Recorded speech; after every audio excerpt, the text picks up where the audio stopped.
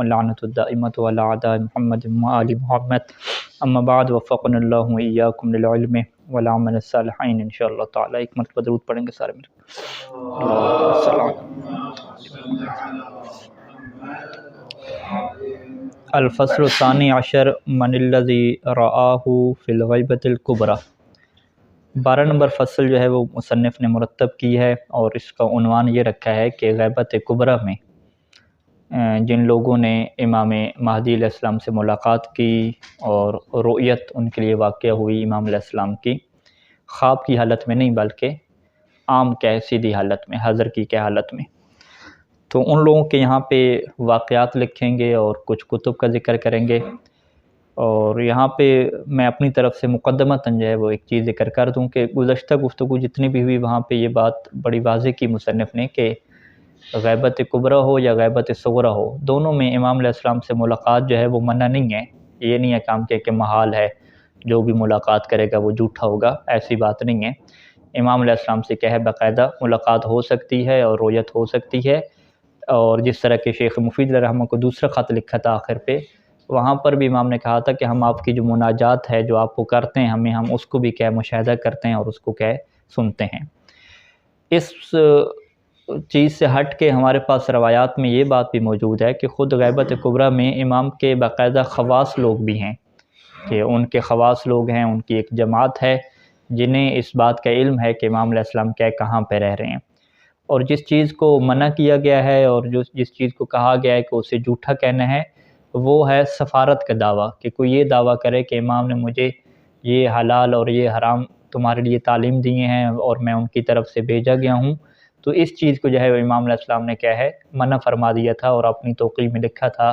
کہ اب کے بعد اگر کوئی اس طرح کی مشاہدہ کا دعویٰ کرتا ہے تو اسے تم کیا کہنا، جھوٹا کہنا۔ وگرنہ ہمارے پاس خود الکافی میں بہت ساری روایات موجود ہیں کہ جن کے اندر جو ہے وہ یہ بات واضح ہوتی ہے کہ امام علیہ السلام کے جو ہیں وہ خاص چاہنے والے ہیں کہ جنہیں اس بات کا بھی علم ہوتا ہے کہ امام جو ہے وہ کہاں پہ رہ رہے ہیں۔ یہاں پہ جو ہے وہ کتاب الحجت کی باب الغیبت سے حدیث نمبر 19 ہے کہ امام صادق علیہ السلام فرمائے کہ للقائم غیبتان احداہما قصیرہ والاخری طویلہ،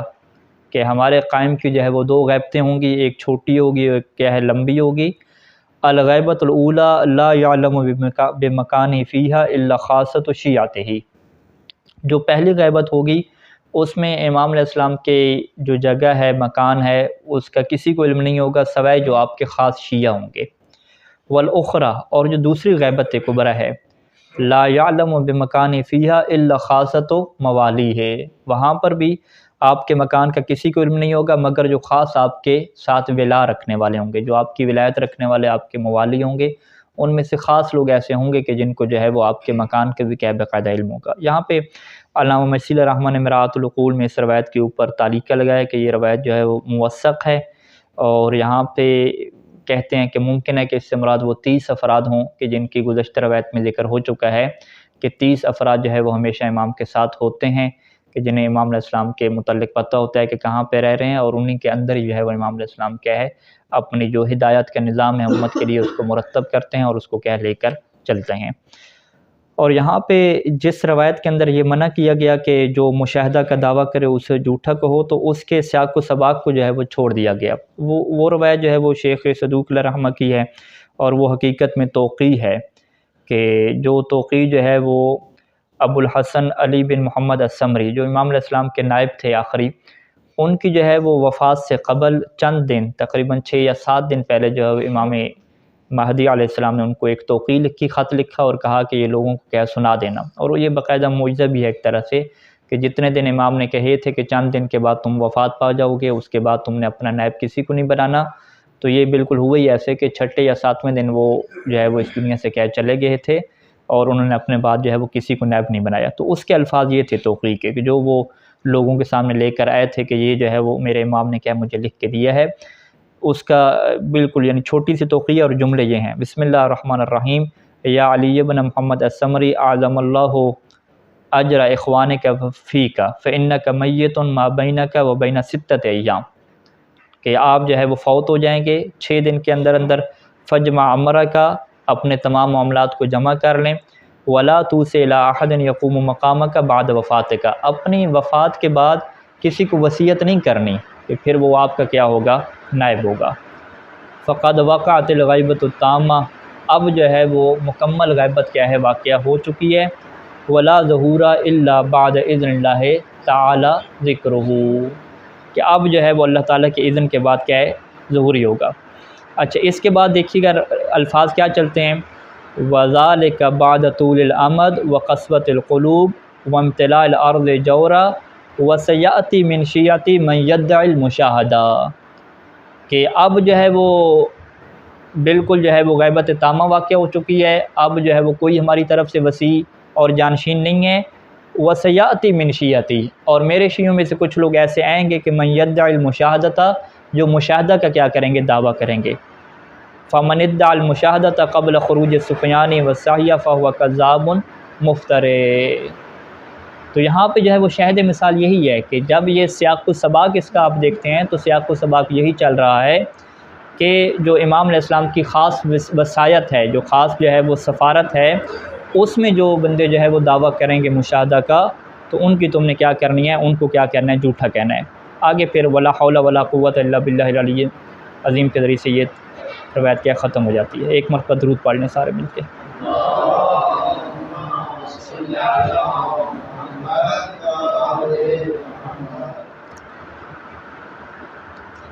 اچھا یہ مقدمہ جو ہے وہ ختم ہوا، تو لہٰذا اس کا خلاصہ کیا ہے کہ جس روایت میں مشاہدہ کا کہا گیا ہے کہ جو بندہ مشاہدہ کا دعویٰ کرے اسے جھوٹا کہنا ہے، اس کے سیاق و سباق کون سا ہے کہ جو بندہ یہ خاص جو ہے وہ سفارت کا کیا ہے، دعویٰ کرے، جبکہ جتنے بھی امام علیہ السلام سے ملاقات ہوئی ہے غیبت کبریٰ میں، کسی نے یہ دعویٰ نہیں کیا کہ امام نے جو ہے وہ تمہارے لیے مجھے سفیر بنایا ہے، تمہیں نائب بنایا ہے، اور مجھے یہ جو ہے وہ تمہارے لیے اوامر تعلیم دیے ہیں کہ آج کے بعد تم لوگ جو ہے وہ یہ حلال کام انجام دینا، یہ تمہاری اوپر واجبات ہیں۔ ایسا کیا ہے ہمیں کہیں پر بھی نہیں ملتا، فقط جو ہے وہ چند نصیحتیں ہوتی ہیں امت کی خاطر، جو امام زمانہ جن سے ملاقات کرتے ہیں ان کو جو ہے وہ ارشاد فرمایا کرتے تھے، چند ایک نصیحتیں۔ اچھا یہاں پہ پھر اب آتے ہیں مصنف کے اوپر، مصنف کی کتاب کے اوپر۔ مصنف یہ کہتے ہیں کہ غیبت کبریٰ کے ایام میں جن لوگوں کی امام علیہ السلام سے ملاقاتیں ہو چکی ہیں اور ابھی ملاقاتیں ہو رہی ہیں، ان کی تعداد اتنی زیادہ ہے کہ آپ ان کو جو ہے وہ شمار جو ہے وہ نہیں کر سکتے، اور جیسا کہ تاریخ کی کتابوں نے اور جو حدیث کی کتابوں نے اس ضمن میں جو لکھا ہے، ان کو بھی اگر آپ پڑھنا شروع کریں اور ان کے اسماء کی ایک فہرست بنائیں تو یہ بھی کیا ہے، بڑا مشکل کام ہے، یعنی بہت کیا بڑی تعداد ہے۔ اور مصنف یہاں پہ اب کچھ ریفرنس دے رہے ہیں موٹے موٹے، کہ سب سے پہلے علامہ مجسی علیہ رحمہ کی کتاب بحار الانوار میں چلے جائیں تو وہاں پہ امام شیخ مجسی علیہ رحمہ نے باقاعدہ ایک پورا باب باندھا ہے کہ جس کا عنوان یہ لکھا ہے کہ اسماء و جماعت من الذین تشرفوا بلقاء الامام فی الایام الغیبۃ الکبریٰ، کہ غیبت کبریٰ کے ایام میں جن لوگوں نے امام سے ملاقات کی ان کے جو ہے وہ اسماء، وہاں پہ باقاعدہ کہ اسماء لکھیں، اور یہ بحار الانوار کی 52 نمبر جلد میں ہے، صفحہ نمبر 1 سے جو ہے وہ 77 تک، یعنی تقریباً جو ہے وہ 75 جو ہے وہ صفحے جو ہے وہ ان اسماء کے لکھے کہ غیبت کبریٰ میں جو ہے وہ جنہوں نے امام علیہ السلام سے کیا ہے ملاقات کی۔ اور اس کے علاوہ ذکر کیا شیخ نوری کی کتاب النجم الثاقب، وہاں پہ انہوں نے 100 جو ہے وہ واقعات لکھے ہیں ایسے کہ جو لوگوں نے جو ہے وہ امام علیہ السلام سے جو ہے وہ کیا کی، ملاقات کی۔ اور پھر ان میں سے جو ہے وہ اسی مصنف نے شیخ نوری نے 58 جو ہے وہ ایسی حکایتیں تھیں اور ایسے قصے تھے کہ جس کو انہوں نے کتاب جنت الماوا میں کیا ذکر کیا۔ اور اس کے علاوہ مصنف نے کہا کہ بہت ساری کتابیں باقاعدہ اسی موضوع کے اوپر کیا ہے گزشتہ علماء نے بھی لکھیں اور موجودہ علماء نے بھی لکھیں، کہ جس کے اندر باقاعدہ ان لوگوں کے واقعات لکھے گئے ہیں کہ جنہوں نے امام علیہ السلام سے کیا ہے اسی غیبت کبریٰ میں کیا ہے ملاقاتیں کی ہیں۔ یہاں پہ کچھ کتابوں کا وہ تعارف کرواتے ہیں۔ سب سے پہلے کہتے ہیں کہ سید ہاشم البحرانی کی کتاب تبصرۃ الولی فی من رأى القائم المہدی ہے۔ اس کے علاوہ تذکرۃ الطالب فی من رأى الامام الغائب، دار السلام فی من فاز بسلام الامام، یہ شیخ محمود میسمی العراقی کی ہے۔ بدائع الکلام فی من اجتمع بالامام، یہ ہے سید جمال الدین محمد بن حسین الجزی طباطبائی کی۔ البہجۃ فی من فاز بلقاء الحجت، یہ مرزا محمد تقی الماسی الاصفہانی کی ہے۔ العبقری الحسان فی تواریخ صاحب زمان، یہ شیخ علی اکبر نہامندی کی ہے۔ تو اس کے علاوہ مصنف نے کیا بہت ساری کیا کتابیں ہیں، یہ کیا مشہور کیا کتابیں ہیں. اور یہاں پہ مصنف کہتے ہیں کہ بہت سارے جو ہے وہ واقعات کتب میں ذکر کیے گئے ہیں، اور میں فقط ان واقعات میں سے 10 واقعات کا کیا انتخاب کرتا ہوں، اور وہ میں یہاں پہ اپنی اس کتاب میں کیا درج کر رہا ہوں، تاکہ اس کے ذریعے سے جو ہے وہ ہم دیکھ سکیں کہ امام زمانہ علیہ السلام نے کیسے اپنے شیعوں کی مدد کی غیبت کے زمانے میں. سب سے پہلے وہ مشہور قصہ ہے بحرین کا،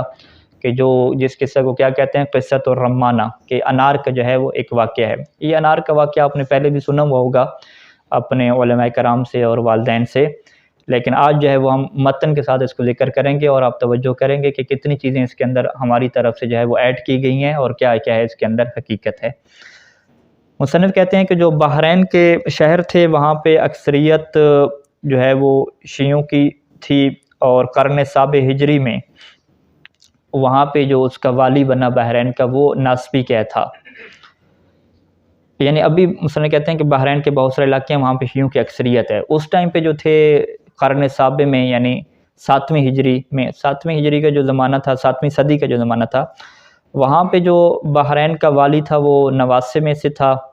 اور اس کا جو وزیر تھا وہ تو بہت زیادہ جو ہے وہ شیعوں سے کیا رکھتا تھا، بغض رکھتا تھا. اور ایک دن جو ہے وہ وزیر جو ہے وہ ایک انار لے کر آتا ہے، اور اس انار کے اوپر جو ہے وہ قدرتی طور پہ یہ جو ہے وہ کلمہ لکھا ہوا ہوتا ہے کہ لا الہ الا اللہ محمد رسول اللہ ابو بکر و عمر و عثمان و علی خلفاء رسول اللہ، یہ جو ہے وہ لکھا ہوتا ہے. تو جب اس بادشاہ نے جو ہے وہ دیکھا کہ انار کے اوپر یہ لکھا ہوا ہے، تو اس نے کہا یہ تو قدرت کے کام ہے، قدرت نے جو ہے وہ انار کے اوپر یہ لکھ دیا ہے، تو یہ کسی بندے کے کام جو ہے وہ نہیں ہے، باقاعدہ جو ہے وہ اس کے اوپر ابھار ہے. تو اس وقت جو ہے وہ اس نے وزیر سے کہا کہ اب تو جو ہے وہ اللہ کی طرف سے واضح طور پہ نشانی بھی آ گئی اور حجت بھی آ گئی کہ ان رافضیوں کا جو مذہب ہے یہ کیا بالکل باطل ہے، کہ یہ جو 4 خلیفہ نہیں مانتے یہ بالکل باطل ہے. تو اس وقت جو ہے وہ وزیر نے کہا کہ آپ ایسا کریں کہ شیعہ علماء کو جمع کریں اور سب کو جو ہے وہ یہاں پہ بلائیں، اور انہیں دعوت دیں کہ وہ اہل سنت کے جو مذہب ہے اس کو کیا ہے وہ قبول کریں. اور اگر وہ اس مذہب کو قبول نہیں کرتے اور اپنے شیعہ مذہب کو چھوڑ کے ہمارے مذہب کی طرف نہیں آتے، تو انہیں جو ہے وہ 3 کاموں میں سے کہیں کہ 3 میں سے تمہارے پاس کیا ایک چانس ہے. پہلا کیا ہے کہ وہ یہود و نصارہ اور مجوسیوں کی طرح رہیں اور جزیہ کیا باقاعدہ حکومت کو دیں، حکومت کو ٹیکس دیں، جزیہ دیں، جس طرح سے دیگر کافر دے رہے ہیں. یعنی باقاعدہ ان کی تکفیر ہو جائے گی، وہ کافر کہلائیں گے. اب یہود و نصارہ جیسے جزیہ دے رہے ہیں تو ان کا حال بھی کیا یہی ہوگا. تو یہ پہلے ان کے پاس آپشن ہوگا کہ وہ بالکل ان کو حکومت کیا کنسیڈر کر دے گی، یہود و نصارہ کی طرح بنا دے گی. دوسرا کیا ہے کہ یا تو وہ جو ہے وہ اس کا جو ہے وہ جواب لے کر آئیں، یہ جو انار کے اوپر اللہ کی طرف سے عبارت لکھی گئی ہے اس کا وہ کیا جواب لے کر آئیں. تیسرا آپشن یہ ہے کہ اگر وہ یہ دونوں کام نہیں کرتے، نہ جواب لے کر آتے ہیں، نہ یہود و نصارہ کی طرح رہ کر جزیہ دینے کو تیار نہیں ہے، تو پھر تو جو ہے وہ ان کو جو ہے وہ قتل کیا جائے گا، ان کو قتل کر دیا جائے گا، ان کی خواتین کو قیدی بنا لیا جائے گا، اور ان کے جتنے اموال ہیں ان کو غنیمت کے طور پہ کیا ہے تقسیم کر دیا جائے گا. تو یہاں پہ جو ہے وہ اب شیعوں کی شخصیات کے پاس یہ پیغام پہنچتا ہے کہ آپ کے پاس جو ہے وہ مہلت ہے کچھ دن کی، اور 3 دن کے بعد جو ہے وہ آپ نے جو ہے وہ اپنا جو ہے وہ جواب دینا ہے. اب یہاں پہ کہتے ہیں کہ اہل تشیع جو تھے ان کے علماء بہت بڑے بڑے ذکر اکٹھے ہوئے، جمع ہوئے، اور انہوں نے کہا کہ اس مشکل کا جو ہے وہ ہم حل کیسے نکالیں. تو انہوں نے آپس کے جو علماء تھے ان میں سے جو 10 جو نیک لوگ تھے ان کا انتخاب کیا،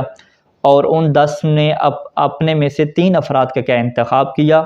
اور ان کی یہ ذمہ داری لگائی کہ ہر رات کو جو ہے وہ ان 3 میں سے ایک بندہ صحرا میں جائے گا اور اپنے امام کو جو ہے وہ پکارے گا، اور امام سے جو ہے وہ مدد لے گا کہ وہ ہمیں اس مشکل سے جو ہے وہ باہر نکالیں. اب پہلی رات ہوتی ہے تو ایک بندہ جاتا ہے، وہ صحرا میں جو ہے وہ امام کو پکارتا ہے، لیکن امام کی ملاقات اس سے نہیں ہو پاتی. دوسری رات پھر دوسرا جاتا ہے، اور تیسری رات جو ہے وہ شیخ محمد بن عیسیٰ الدمستانی، یہ بحرین کا ایک گاؤں ہے دمستانی، وہ جو ہے وہ جاتے ہیں، اور یہ کہتے ہیں کہ بہت ہی متقی شخص سے اور فاضل شخص سے علمی اعتبار سے بھی. تو جب یہ صحرا میں جاتے ہیں تو ایک تو جو ہے وہ ننگے پاؤں جاتے ہیں، اور سر کے اوپر بھی کیا ہے کوئی امامہ وغیرہ بھی نہیں پہنتے، یعنی ننگے سر اور ننگے پاؤں کہہ جاتے ہیں. اور پوری رات جو ہے وہ وہاں پہ بقا کی حالت میں رہتے ہیں، گریہ وزاری کرتے ہیں، امام زمانہ کو پکارتے ہیں تاکہ وہ جو ہے وہ انہیں اس مصیبت اور اس مشکل سے کیا نکالیں. تو رات کا جب آخری حصہ ہوتا ہے تو اب جو ہے وہ امام مہدی علیہ السلام وہاں پہ تشریف لاتے ہیں اور وہاں پہ اسے آواز دیتے ہیں کہ یا محمد بن عیسیٰ مالی اراک علی ھذل حالہ، اے محمد بن عیسیٰ تمہیں کیا ہو گیا ہے کہ میں تمہیں اس حالت پہ دیکھ رہا ہوں اور تم جو ہے وہ کیوں ابھی رات کے اس پہر میں اس صحرا کے اندر آئے ہوئے ہو؟ تو اس نے جو ہے وہ کہا کہ میں جو ہے وہ آپ کو اپنی حاجت کی ہے وہ ذکر بیان نہیں کروں گا، کیونکہ میں اپنی ضرورت اور اپنی مشکل فقط اپنے امام کو کیا بیان کروں گا۔ تو یہ محمد بن عیسیٰ کے جملے ہیں۔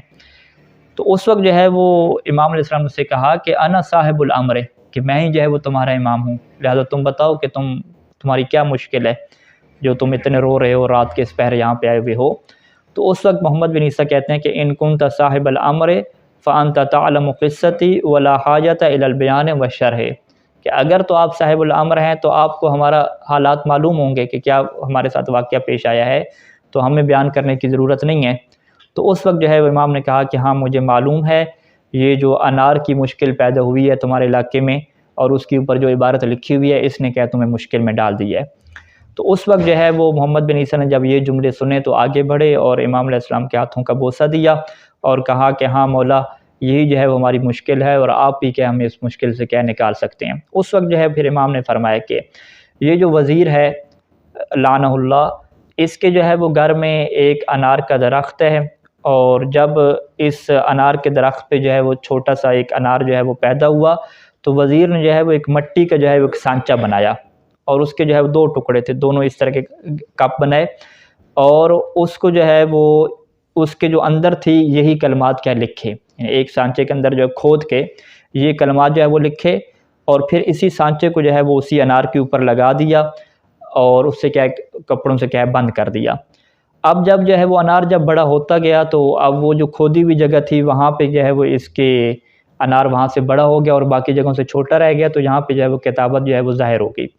تو امام نے اس سے کہا کہ تم کل ایسا کرنا کہ وہاں پہ جانا بادشاہ کے پاس، اس سے کہنا کہ ہمارے پاس اس سوال کا جواب ہے، ہم دوسرے آپشن کو اختیار کرتے ہیں لیکن جو ہے وہ ہم جواب نہیں دیں گے مگر وزیر کے گھر میں کیا جا کے، اور جب تم وزیر کے گھر میں جاؤ گے تو تم جو ہے وہ اپنے دائیں ہاتھ پہ دیکھو گے تو ایک کمرہ ہوگا،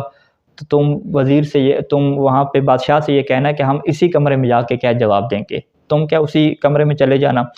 اور امام نے فرمایا کہ وَسَيَمْتَنِعُ الْوَزِيرُ عَنْ ذَلِكَ، کہ وزیر تمہیں اس بات سے روکے گا کہ تمہیں اس کمرے میں کیا جانے نہیں دے گا، لیکن تم مسلسل ضد کرنا اور کوشش کرنا کہ اس کمرے میں کیا داخل ہو جاؤ۔